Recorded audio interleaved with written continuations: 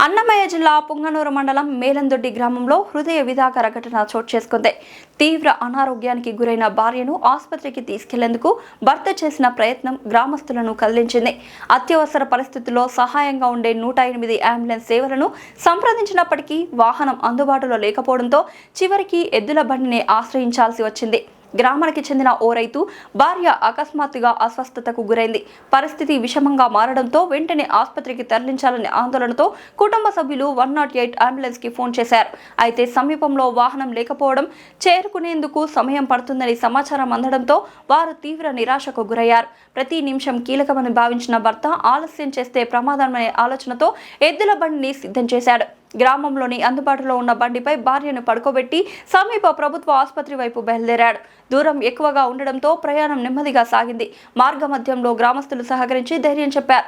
ఈ ఘటన గ్రామీణ ప్రాంతాల్లో అత్యవసర వైద్య సేవల అందుబాటు పరిస్థితిపై మళ్లీ ప్రశ్నలు లేవనెత్తింది. గ్రామస్తులు మాట్లాడుతూ అత్యవసర సేవలు ప్రతి గ్రామానికి సమయానికి చేరేలా ప్రభుత్వం చర్యలు తీసుకోవాలని కోరుతున్నారు. ఇలాంటి సంఘటనలు పునరావృతం కాకుండా చూడాలని వారు అభిప్రాయపడుతున్నారు.